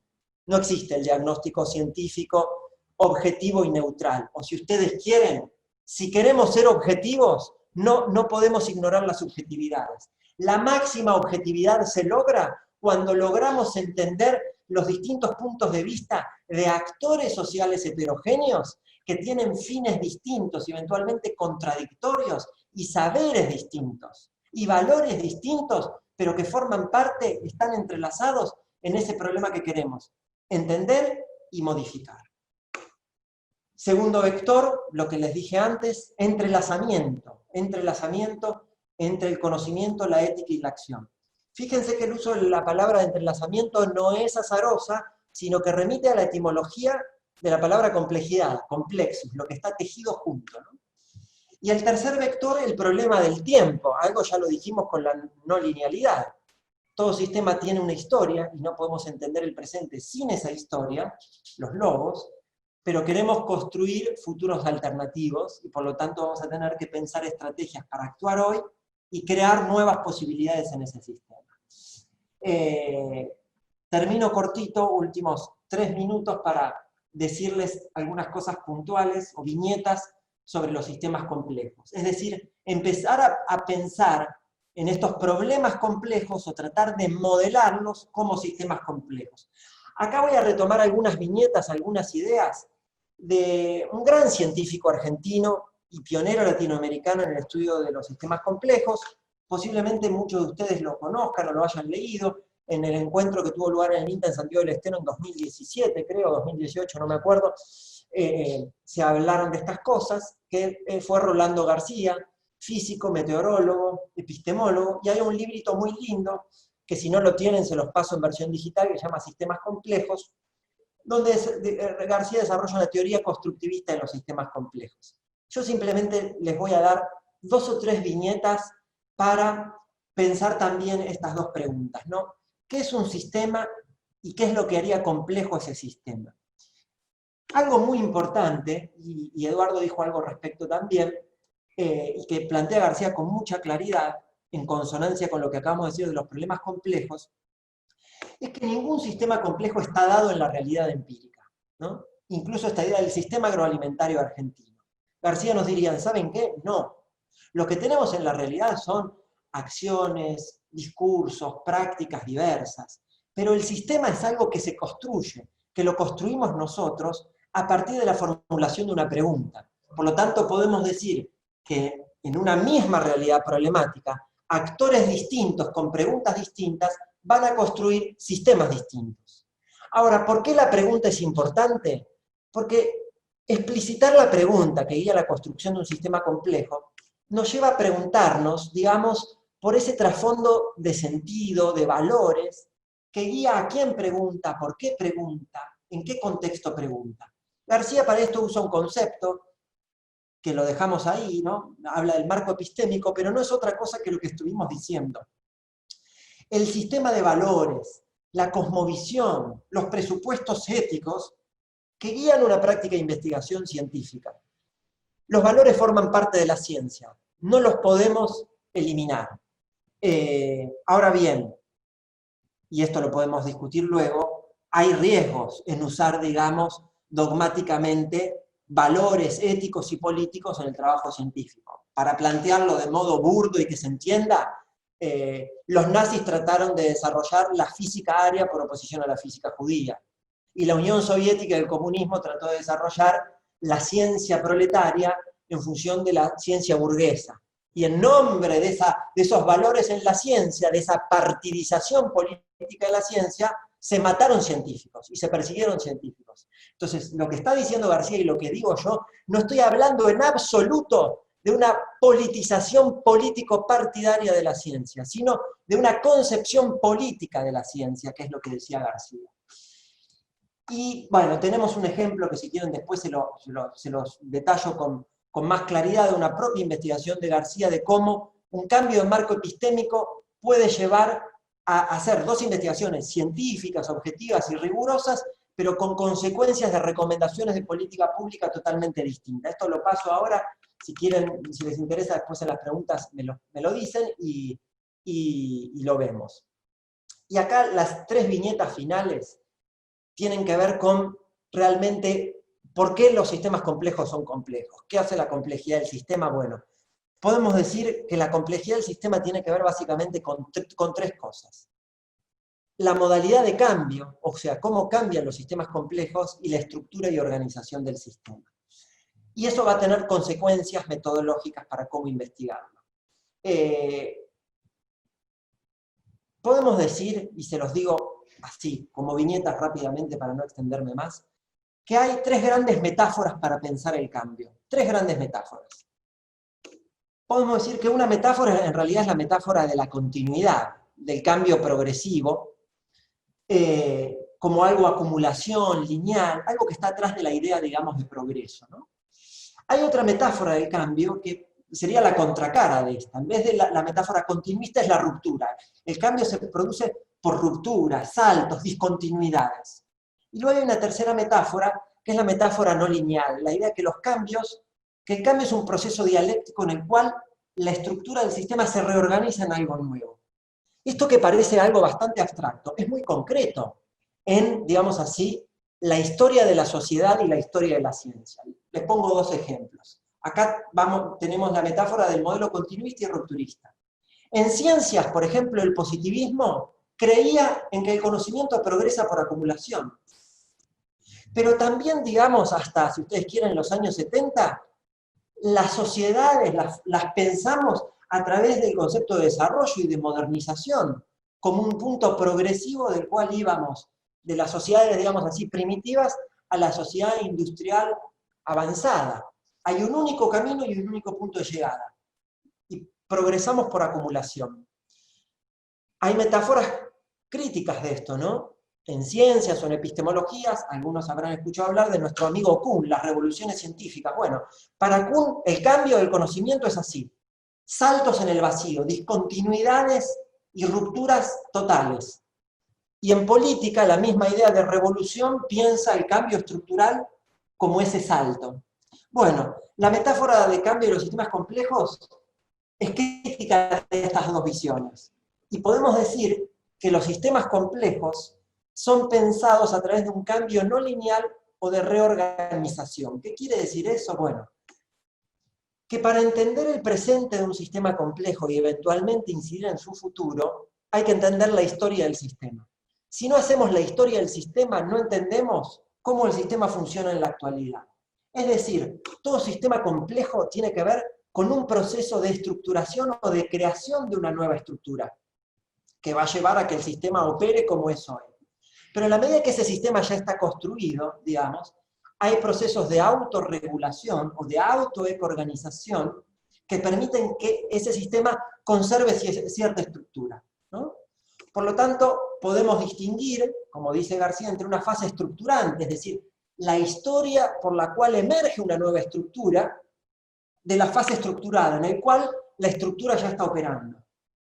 El problema del futuro del sistema complejo tiene que ver, si realmente queremos construir futuros alternativos, con el problema del cambio estructural, es decir, de la reorganización sistémica. Y acá vienen los lobos, donde es muy importante entender esos procesos históricos para pensar, digamos, la colaboración de las hormigas y el comportamiento de los lobos. Porque los sistemas complejos, se dice, se acercan a un punto de bifurcación, que sería este puntito que está acá. El punto de bifurcación sistémica es el punto en el cual la estructura de ese sistema colapsa, es decir, se desestructura o se desorganiza, y ahí el futuro aparece como múltiples posibilidades, inciertas. ¿Saben qué? Ninguno de estos caminitos los podemos predecir o hacer un cálculo probabilístico a partir de la estructura actual del sistema. Son simplemente posibilidades. Nuevas estructuras posibles, en donde el sistema se reorganiza. Y por lo tanto ahí entraría la fase de desestructuración o de desestructuración, de crisis de esa estructura previa y de esa reestructuración. Esta es una metáfora que nos sirve entonces para pensar el cambio no lineal de los sistemas complejos. Y todo esto lo paso, lo pueden leer después ustedes, que puede ser muy interesante, la parte metodológica también, pero sí quisiera terminar con tres preguntas que me parece que nos interpelan a todos y a ustedes como actores y protagonistas del proceso de planificación y gobierno de una organización como sistema complejo como es el INTA. Yo creo que si los sistemas complejos van a tener realmente una consecuencia práctica en nuestra vida social, tiene que ver con la respuesta que le demos a estas tres preguntas. La primera pregunta es ¿cómo me relaciono con el otro? El hormiguero. Si realmente estos problemas, el INTA mismo, está hecho de hormigas sumamente diversas, con puntos de vista distintos, con valores distintos, con finalidades distintas, ¿cómo me vinculo con el otro? ¿Cómo me acerco al otro? Acá yo uso una palabrita, pero ustedes pongan la que quieran, digo, la ética de la otredad. ¿Voy a pensar que la hormiga, que el otro es una hormiga igual que yo? ¿O me voy a acercar de una posición de jerarquía, en la cual yo creo tener el monopolio, digamos así, de la verdad de un saber de la cual el otro está desprovisto? Segunda pregunta, ¿cómo conversar con quien piensa distinto? Si realmente los sistemas complejos están hechos de actores heterogéneos que tienen puntos de vista distintos, que hablan otros lenguajes, que tienen otros valores y que persiguen otros fines. ¿Cómo conversar con el que habla otro lenguaje, con el que piensa distinto? ¿Me voy a acercar al otro para imponerle mi punto de vista, porque yo ya sé que mi punto de vista es mejor que el otro? ¿O el otro tiene algo para aportarme? ¿Estoy dispuesto a dudar de mis valores, a dudar de mis fines, a enriquecer o a construir juntos una nueva finalidad que no sea ni la tuya ni la mía? ¿O voy a aplicar el modelo de guerra en el cual yo tengo una verdad de la cual el otro está desprovisto y mi tarea es triunfar sobre el otro porque el otro de por sí está equivocado? Y esto nos lleva a pensar entonces, y esto creo que es crucial también para el INTA, ¿cómo vamos a conversar? ¿Cómo vamos a conversar? Si investigar un sistema complejo tiene que ver con que actores distintos dialoguen y conversen, ¿cómo voy a organizar esa conversación? Y acá yo pongo la metáfora de un sistema conversacionalmente abierto o cerrado. El sistema conversacionalmente cerrado sería aquel que expulsa la diversidad, que busca silenciar por un mecanismo explícito, sutil, al pensamiento divergente. Hay preguntas que no se pueden hacer, ideas que no se pueden plantear. Quizás no nos obligan a callar, quizás cada uno de nosotros callamos y nos autocensuramos sutilmente porque sabemos que nuestra idea no va a ser bien vista por el grupo. Entonces, ¿qué pasa? El pensamiento divergente se silencia y se produce una lógica de autorreforzamiento en el cual se sostiene una idea dominante. Y así se empobrece el debate, la inteligencia, la argumentación y la interrogación. El sistema conversacionalmente abierto sería aquel que admite la contradicción y la controversia en el seno del proceso de conversación y diálogo. Y por último, ¿qué valores y actitudes requiere todo esto? Esa relación con el otro, esa conversación con el otro, para poder realmente construir conocimiento de un sistema complejo y eventualmente actuar en él para transformarlo. Bueno, yo creo, en el INTA no tengo ni idea cómo es mi experiencia en la universidad. Yo creo que los valores, muchos de los valores y de la cultura científica universitaria conspiran contra esto. Porque todo esto requiere, digamos así, humildad cognitiva, reconocer lo que no sabemos, capacidad de escucha al otro y vincularnos con el otro. Y la ciencia, o buena parte de la ciencia y la academia en general, abundan el egoísmo, el individualismo, ¿no? Y en ese sentido es muy difícil conversar y relacionarnos con el otro. Entonces, bueno, termino con estas preguntas como provocadoras para lo que siga en el diálogo que nos queda. Muchas gracias a todos. Muchas gracias, Eduardo, Leonardo, por compartir estos conceptos y estas reflexiones sumamente importantes e interesantes que nutren el accionar de la planificación estratégica institucional del INTA. Les comento que, bueno, en el chat han habido mucha cantidad de preguntas, de intercambios. Como habíamos compartido en las reglas de juego, vamos a seleccionar algunas de ellas y después el texto del chat se lo vamos a facilitar a Eduardo y a Leonardo para que después puedan hacer una devolución por escrito.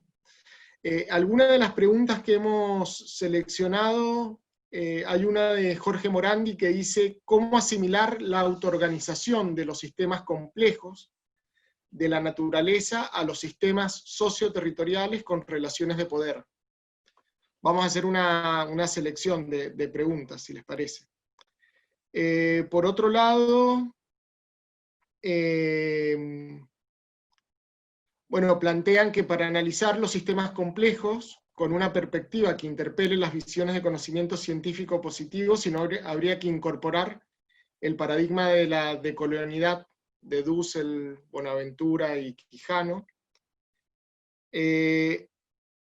Otra pregunta de Noelia Calamari es, ¿qué pasa cuando parte de los actores sociales no ven que el río contaminado es un problema, y más aún si estos actores tienen mayor poder? Bueno, esa relacionada a la que planteaba Jorge sobre las relaciones de poder asimétricas y subordinadas que hay en la realidad y en los territorios. ¿Quieren que respondemos estas tres y hacemos una segunda ronda?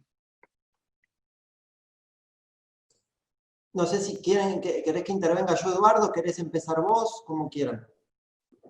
Si querés, yo hago un comentario que mientras que escuchaba tu presentación, también yo tenía algunas de las mismas inquietudes que fueron surgiendo en el chat. No sé si pensamos distinto, o por ahí son distintas formas de expresar, pero a mí también me generó la sensación de que a partir de esos diálogos, vos lo estabas planteando, que a partir de esos diálogos necesarios se podía llegar a consensos, que era necesario articular distintas miradas para definir un determinado problema, lo cual por supuesto considero absolutamente necesario, pero no siempre posible. En el chat fue surgiendo, lo venía siguiendo muchas veces el tema de poder, de disputa de poder, de distinto poder que tienen los distintos actores. Me parece que es un punto clave esta cuestión de la disputa de poder y de la comunicación, que a veces es para entender al otro, pero a veces también es una comunicación estratégica para tratar de cambiar determinadas formas de actuar, formas de obrar y formas de pensar de otros actores. O sea, por ahí, no sé si es una crítica a tu presentación, no siempre es tan amigable, digamos, la comunicación, por así decirlo. La disputa de poder es parte de la cuestión. Bien, bueno, retomo entonces estas tres viñetas, la relación entre la autoorganización y el poder. Claro que sí, esa, digamos, es una de las grandes diferencias. En la autoorganización de los sistemas naturales no aparecería la práctica de poder como práctica específicamente humana. Y lo propio de los sistemas sociales es que son sistemas de relaciones estructurados por relaciones de poder. Entonces, esto abre sin duda una cuestión muy interesante que tiene que ver justamente con el análisis del poder y el análisis estratégico en los sistemas sociales. Por eso yo decía, no aparecía ahí en la lámina, que en esta idea de pensar los problemas como relación entre múltiples puntos de vista de actores heterogéneos, la heterogeneidad de esos actores radica en que tienen distintos conocimientos y saberes, científicos, técnicos, sociales, distintas finalidades, quieren cosas distintas, distintos valores en función de los fines que quieren alcanzar, pero también distintas relaciones de poder y recursos que emplean para alcanzar esos fines. Ahora, todo actor social tiene alguna cuota de poder siempre, en la medida en que controla algún recurso que es importante para otro. Acá les puedo, digamos, mencionar, pero no desarrollarlo en el extenso, una herramienta de simulación que le contaba a Eduardo y a Javier que empleamos, que es un modelo de simulación social que se llama SOCLAB, que permite justamente modelizar las relaciones entre actores para tratar de entender justamente el poder que estructura los sistemas de acción. Y a partir, digamos, de eso, bueno, permitir, digamos, tener una apreciación de lo que puede suceder o no suceder en ese sistema.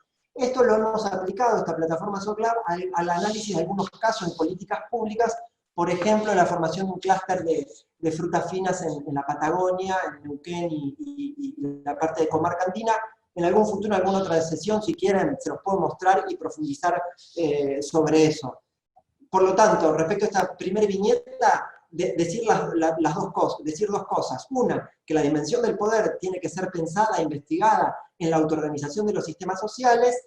Y dos, que podemos utilizar cuando creamos este tipo de modelos, del modelo como una herramienta de reflexión para aporte a los propios actores sociales que forman parte de ese sistema y que puedan pensar y concebir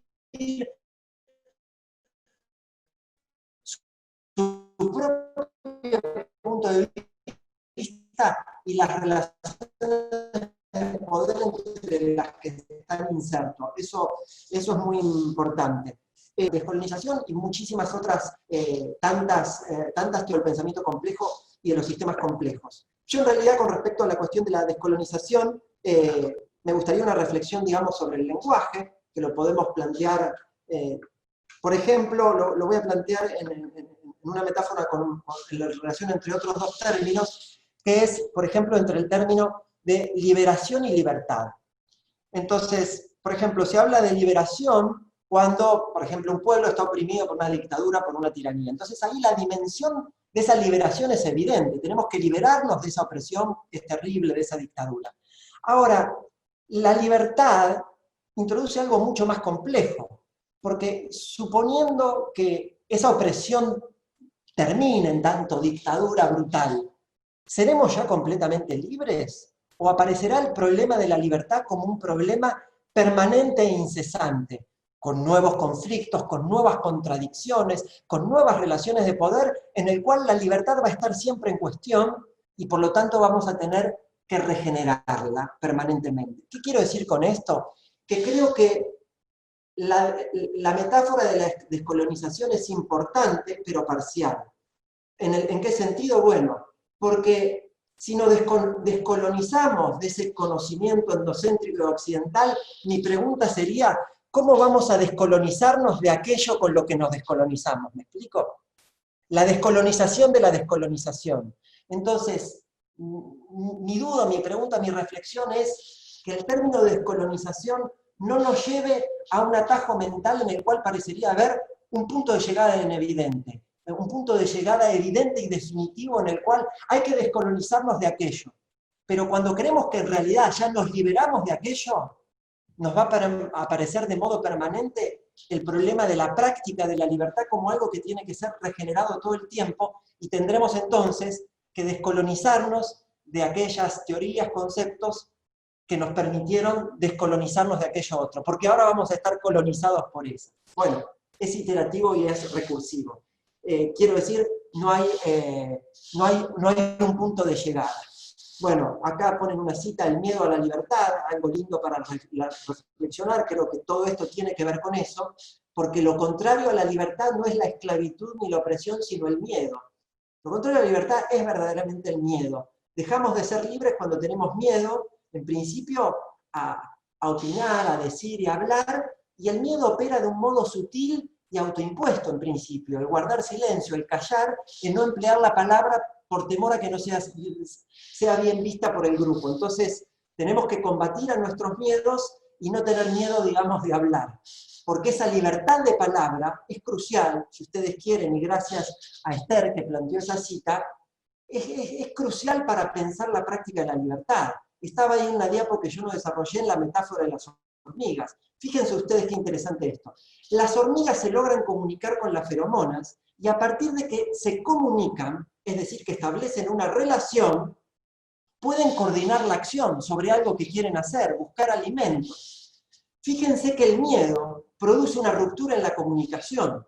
En la medida que por miedo yo me autocensuro, me silencio, dejo de hablar con el que piensa distinto y creo que no le va a gustar mi pensamiento. Con lo cual, a través del miedo, lo que se pierde es la libertad, es decir, se rompe la relación de comunicación con el otro, se quiebra la comunicación. Y si yo no puedo hablar con el que piensa distinto, no solo se quiebra la comunicación, lo que se fractura es una relación social. Pierdo comunicación y pierdo relación. Y si pierdo comunicación y pierdo relación, no puedo pensar colaborativamente junto al otro, ni tampoco puedo actuar con el otro. Es decir, la consecuencia de la pérdida de la libertad y del miedo es una atomización individualizante y paralizante, que sería lo contrario al hormiguero. Entonces esto me parece muy, muy importante. Y el tercer punto que planteaban era, bueno, decían algo así como el punto de vista que no se ve. Es decir, y si para alguien el río no es un problema. Esto es muy interesante, esta cuestión, porque tiene que ver con que todo punto de vista, no sé si se ve en la imagen, todo punto de vista, es decir, todo pensamiento, todo discurso, toda acción, justamente pone la luz sobre algo, pero deja en penumbra otras cosas. Visibiliza algo, pero al mismo tiempo es ciego. Y es ciego acerca de lo que deja ciego. Entonces, la necesidad de observar la observación, digamos, en la metáfora sistémica, o de observar el punto de vista, es justamente tratar de pensar los límites y lo que no está viendo, o la ceguera de cada punto de vista. Entonces, yo creo que acá la tarea de la ciencia es muy grande, pero también es muy humilde y muy pequeña. Más que buscar hacer el diagnóstico del sistema y decirle a la política lo que debe hacer, yo veo a la ciencia en una tarea frágil y humilde de tratar de mostrar esos distintos puntos de vista que no se ven justamente entre sí, y de confrontarlos y de crear, si ustedes quieren, como una observación de segundo orden, un metapunto de vista o una observación de la observación, a través del cual eventualmente esos distintos puntos de vista puedan tratar de empezar a ver, a pensar lo que no ven y por lo tanto a reconocer el punto de vista del otro. Y si logramos hacer eso, creo que va a ser muy, muy, muy, muy rico. Nosotros en nuestros modelitos súper chiquititos creemos que con la simulación, pero puede ser con cualquier modelo, con un mapa conceptual, un mapa mental en un pizarrón, podemos articular los puntos de vista de diferentes actores que forman parte de un problema para que esos actores se confronten con sus representaciones y sus puntos de vista y así reflexionar sobre ellos. Bueno, hay más cosas para decir, pero como respuesta posible a lo que han planteado. Gracias, Leonardo. Bueno, un poco para cumplir con el horario que habíamos pactado, que era a las 12, el chat ha seguido con preguntas, intercambios. Un poco, bueno, esa era la finalidad de este espacio y de este segundo momento, generar un diálogo, una conversación estratégica sobre los conceptos e ideas compartidas en las presentaciones y bueno, cómo nos interpela en nuestro proceso de planificación institucional. Yo ahora le voy a dar la palabra a Martín para que haga el cierre en esta primera sesión. Agradecerles a todos la participación en este primer encuentro. La grabación de la sesión, las presentaciones, los materiales referenciados por Leonardo, como el texto de Rolando García, se los va a hacer llegar a todos por mail, y les vamos a facilitar a los expositores los comentarios y preguntas en el chat para que puedan también hacer una devolución por escrito en relación a todos estos insumos.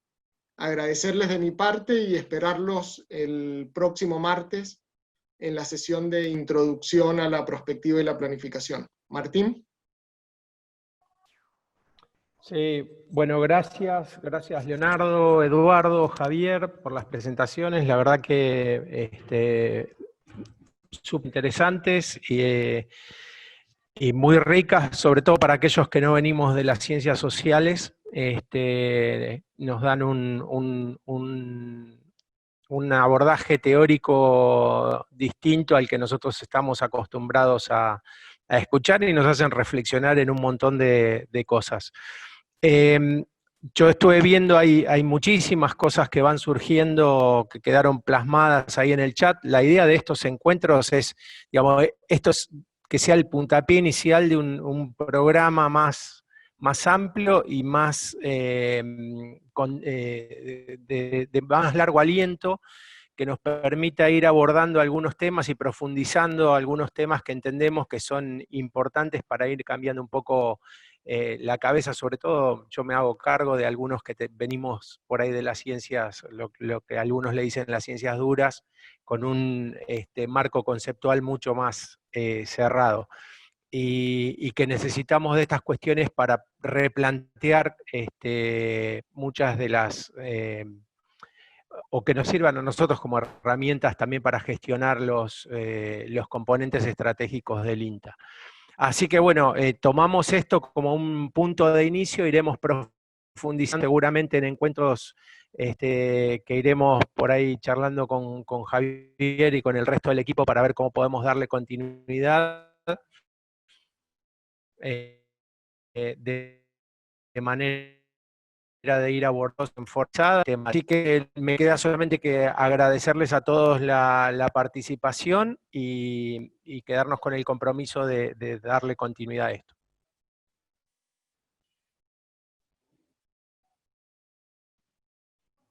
Muy bien, muchas gracias a todos y todas. Chau, chau, hasta el próximo Nos vemos martes. la semana que viene. Gracias a todos.